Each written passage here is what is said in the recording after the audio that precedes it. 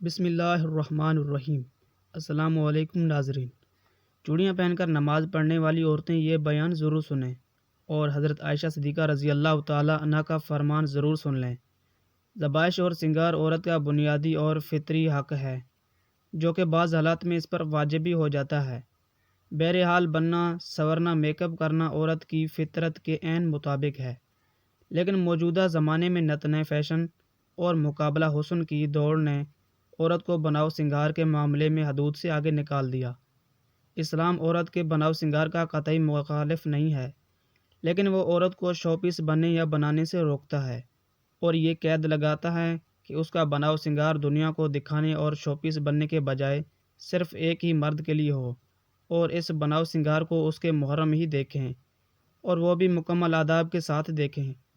رسول اکرم صلی اللہ علیہ وسلم کا ارشاد ہے کہ جو عورت خوشبو لگا کر باہر نکلے اور اس کا گزر لوگوں کے پاس سے ہو اور وہ اس کی خوشبو محسوس کر لیں، تو یہ عورت بدکار عورت کی طرح ہوگی۔ جب کسی لڑکی کی شادی ہوتی ہے تو ہمارے معاشرے میں چوڑیاں پہننے کا ایک رواج ہے کہ نئی دلہن چوڑیاں پہنتی ہیں، اور چوڑیاں پہننا ضروری سمجھی جاتی ہے کہ اگر چوڑیاں نہیں پہنتی تو یہ سمجھتے ہیں کہ چوڑیاں نہ پہننے سے شوہر کے اوپر کوئی پریشانی ہو سکتی ہے، اور یہ شوہر کی طرف سے ہوتی ہے۔ شوہر جن کے ہوتے ہیں وہ چوڑیاں پہنتی ہیں، جن کے شوہر نہیں ہوتے ہیں یا کسی شوہر کا انتقال ہو گیا تو پھر وہ عورتیں چوڑیاں نہیں پہنتی ہیں۔ تو چوڑیاں پہننا کتنا ضروری ہے، چوڑیاں پہننا چاہیے یا نہیں چاہیے، اس ویڈیو میں ہم آپ کو بتائیں گے۔ چوڑیاں عورتوں کا ایک فیشن ہے، یعنی کہ عورتیں چوڑیاں پہنتی ہیں اس بنیاد پر کہ وہ ایک فیشن ہے، اور یہ فیشن خصوصی طور پر شوہر کے لیے کیا جاتا ہے۔ ویسے تو سنگار شوہر کے لیے ہوتا ہے، یہ ہر عورت جانتی ہے۔ ہر عورت یہ کہہ رہی ہوتی ہے کہ اب ہم اپنے شوہر کے لیے میک اپ کر رہے ہیں، لیکن ایسا ہوتا نہیں ہے۔ اگر واقعی کوئی عورت اپنے شوہر کے لیے میک اپ کرتی ہے تو پھر وہ اسپیشل رات کے لیے تیار ہو، رات کو میک اپ کرے، کیونکہ رات میں ہی اس کا شوہر گھر ہوتا ہے، تو پھر اس میں کوئی گناہ نہیں ہے۔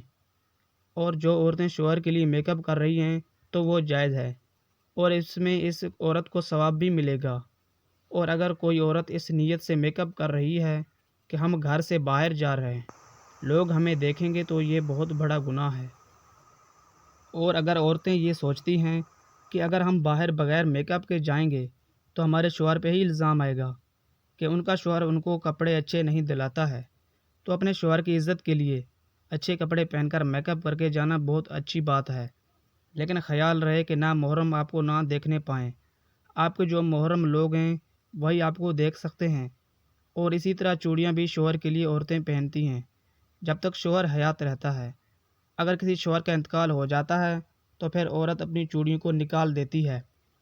صرف چوڑیاں نہیں بلکہ سارا ہی میک اپ اپنے اور شوہر کے لیے ہوتا ہے، اور یہ ظاہری سی بات ہے کہ یہ ایک رواج ہے، یہ قرآن و حدیث یا شریعت میں نہیں ہے۔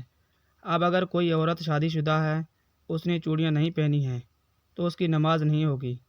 اس سے نماز سے چوڑیوں کو کوئی تعلق نہیں ہے۔ نماز ایک عبادت ہے اور چوڑیاں پہننا ایک فیشن ہے، تو فیشن اور عبادت کا تعلق آپس میں کیسے ہو سکتا ہے؟ اگر ایسا ہو جائے تو پھر نماز کے لیے اگر چوڑیاں ضروری ہوں تو پھر جن کی شادی نہیں ہوئی، کنواری لڑکیاں، ان کی نماز قبول نہیں ہوگی، تو یہ صرف چلی چلائی لوگوں کی باتیں ہوتی ہیں۔ اس لیے ان چیزوں سے نکل کر اسلام کی پیروی کرنا چاہیے۔ چوڑیاں جو عورتیں پہنتی ہیں ان کو چاہیے کہ وہ ایسی چوڑیاں نہ پہنیں کہ جو چوڑیاں بجیں، آواز کریں، ان سے بچنا چاہیے۔ عورت کے لیے زیورات پہننا جائز ہے، اور ان زیورات میں نماز ادا کرنا بھی جائز ہے، البتہ نہ محرموں سے پردے کا اہتمام نماز اور نماز کے علاوہ دونوں صورتوں میں ہی ضروری ہے۔ لہذا اس صورت میں عورتیں چوڑیاں پہن کر نماز پڑھیں، اور اس سے آواز پیدا ہو جائے یا کبھی اب وہ آواز غیر محرم تک اتفاقی طور پر پہنچ جائے تو اس سے عورت کی نماز خراب نہیں ہوگی۔ حضرت عائشہ صدیقہ رضی اللہ تعالیٰ عنہا عورتوں کو بغیر زیور نماز پڑھنے کو ناپسند فرماتے۔ حضور صلی اللہ علیہ وسلم فرماتے ہیں، انگوٹھی صرف چاندی ہی کی پہنی جا سکتی ہے، دوسری دھات کی انگوٹھی پہننا حرام ہے۔ مثلا لوہا، پیتل، تانبا، جست وغیرہ ان دھاتوں کی انگوٹھیاں مرد عورتوں کے دونوں کے لیے ناجائز ہیں۔ فرق اتنا ہے کہ عورت سونا بھی پہن سکتی ہے اور مرد نہیں پہن سکتا۔ حدیث میں ہے کہ ایک شخص رسول اللہ صلی اللہ علیہ وسلم کی خدمت میں پیتل کی انگوٹھی پہن کر حاضر ہوئے۔ فرمایا کیا بات ہے کہ تم سے بتوں کی بو آتی ہے؟ انہوں نے وہ انگوٹھی پھینک دی۔ پھر دوسرے دن لوہے کی انگوٹھی پہن کر حاضر ہوئے۔ فرمایا کیا بات ہے کہ تم پر جہنمیوں کا زیور دیکھتا ہوں؟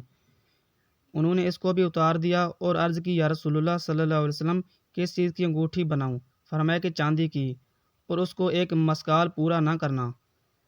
احادیث کی روح سے چاندی کی انگوٹھی مردوں کے لیے حلال ہے اور سونے، لوہے اور پیتل کی انگوٹھی ان پر حرام ہے۔ سیدی علی رحمۃ اللہ علیہ ارشاد فرماتے ہیں، ہاتھ خواہ پاؤں میں تانبے، سونے کی پیتل، لوہے کے چھلے، یا کان میں بالی یا بند، یا سونے خواہ تانبے پیتل لوہے کی انگوٹھی، اگرچہ ایک تار کی ہو یا 4.5 ماشے، چاندی یا کئی نگ کی انگوٹھی یا کئی انگوٹھیاں، اگر یہ سب مل کر ایک ہی ماشا کی ہوں، یہ سب چیزیں مردوں کو حرام اور ناجائز ہیں۔ مردانہ طرز کی انگوٹھی عورت کو پہننا جائز نہیں ہے کہ مردوں سے مشابہت ہے، اور مردوں سے مشابہت اختیار کرنے والی عورتوں کے متعلق بخاری شریف میں ہے، رسول اللہ صلی اللہ علیہ وسلم نے عورتوں کے ساتھ مشابہت کرنے والے مردوں اور مردوں کے ساتھ مشابہت اختیار کرنے والی عورتوں پر لعنت فرمائی ہے۔ ہم امید کرتے ہیں کہ آپ کو اس بات کی سمجھ آ گئی ہوگی کہ زیورات میں مردوں اور عورتوں کے لیے کیا جائز ہے اور کیا ناجائز ہے۔ اس لیے ہر وہ چیز استعمال کریں جو آپ کے لیے بہتر ہے اور جس کی دین اسلام ہمیں اجازت دیتا ہے۔ دعا ہے کہ اللہ پاک ہمیں دین کی مکمل سمجھ نصیب فرمائے اور ہمیں نیک کاروں میں شامل کر دے۔